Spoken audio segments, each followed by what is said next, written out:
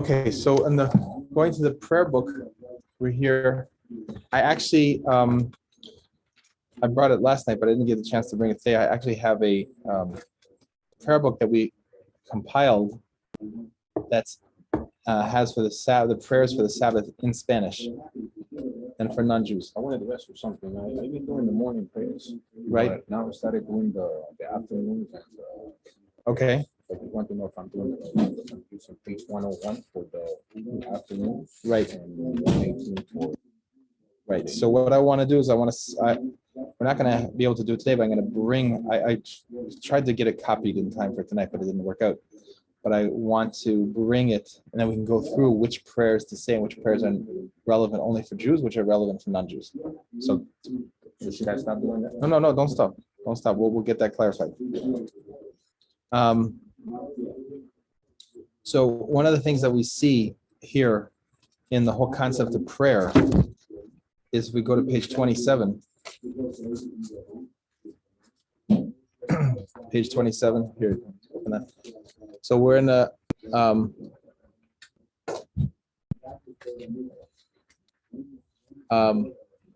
so the very first verse of the morning prayer service says,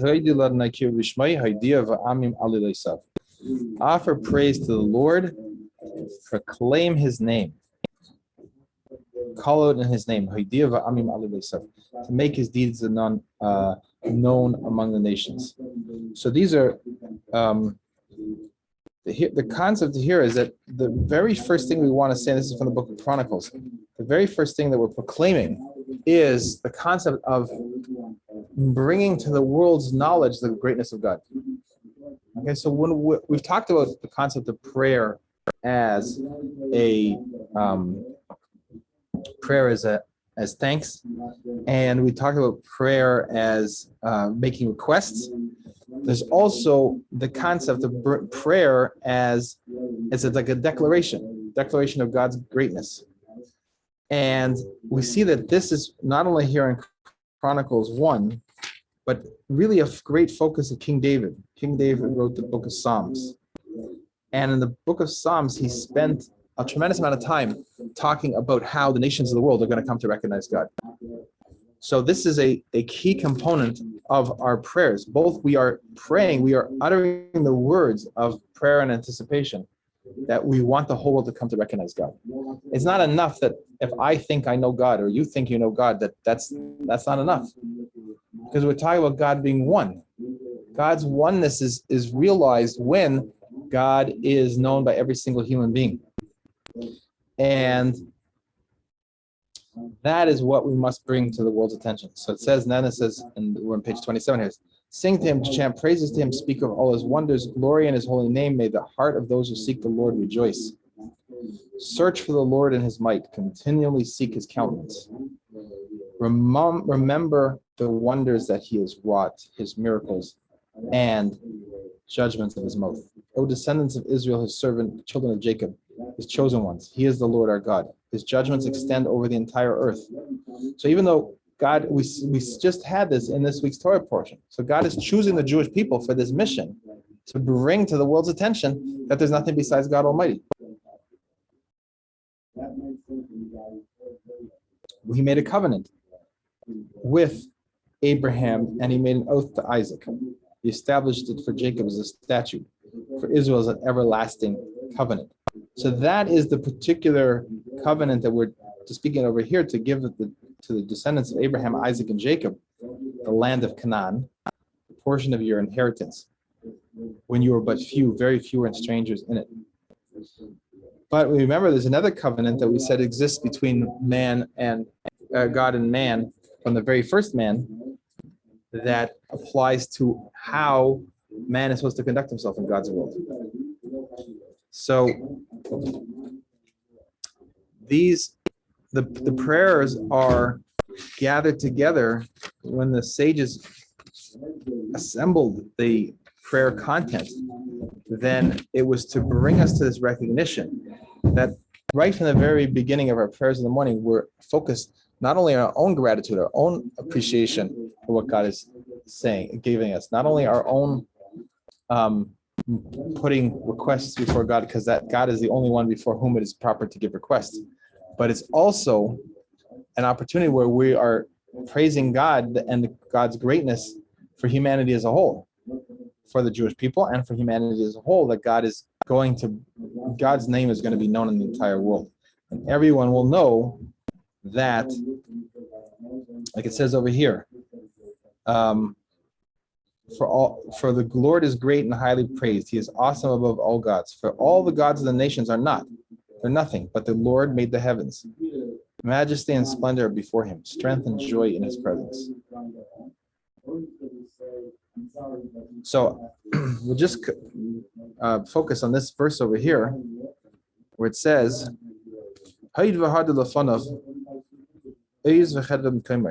so majesty and splendor are before him, before God. Strength and joy are in his presence. So this is, we have to understand, what does it mean in his place, in his presence? It literally says in his place. So we know in his place is every place. God is in every place.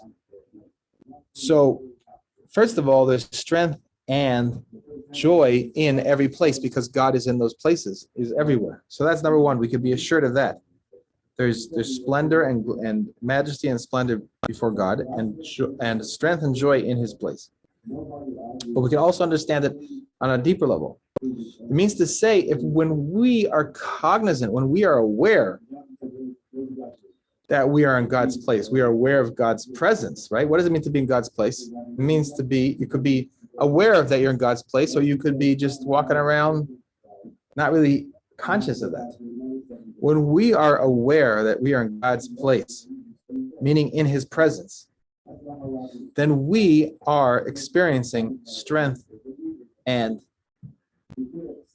joy, rejoicing.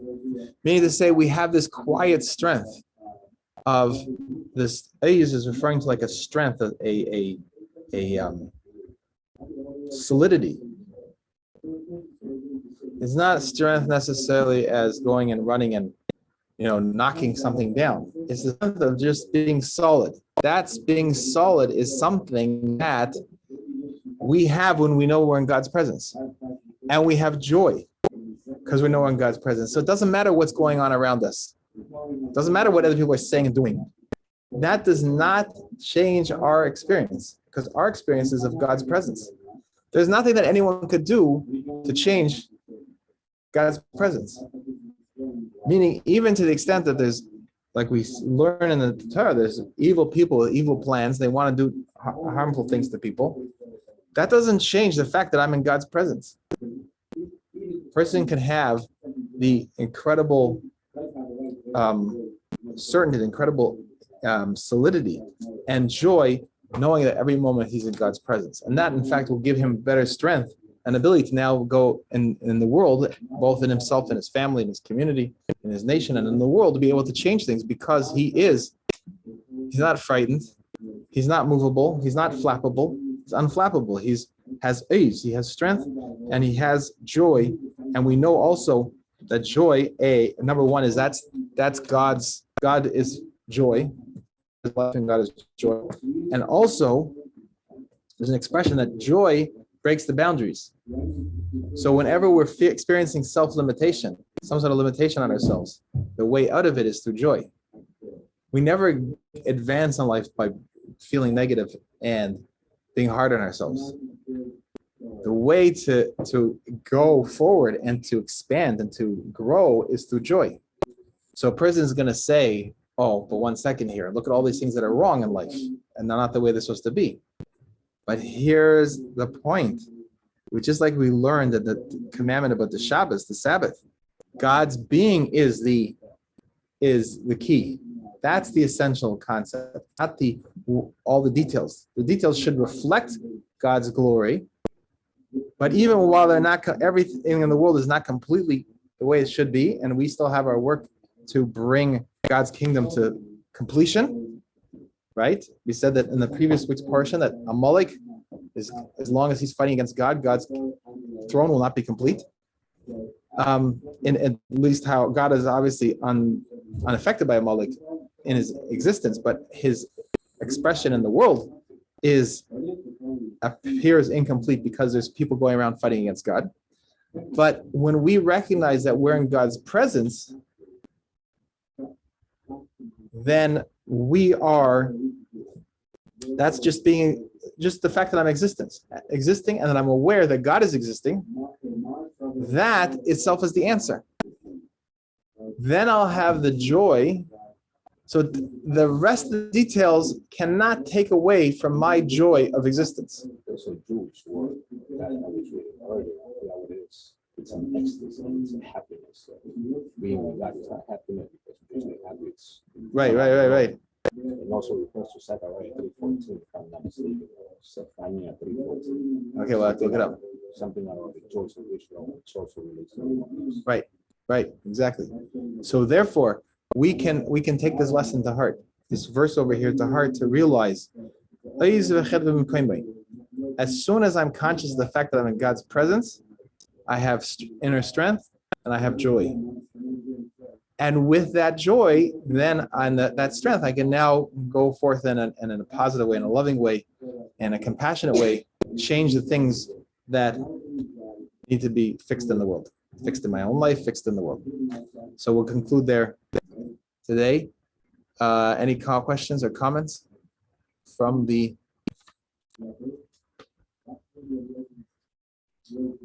world of internet? Okay, beautiful. Huh? No, not yet. I didn't start yet. Okay, thank you everyone for participating. We'll post this online in the next day or so. Thank you. Be well.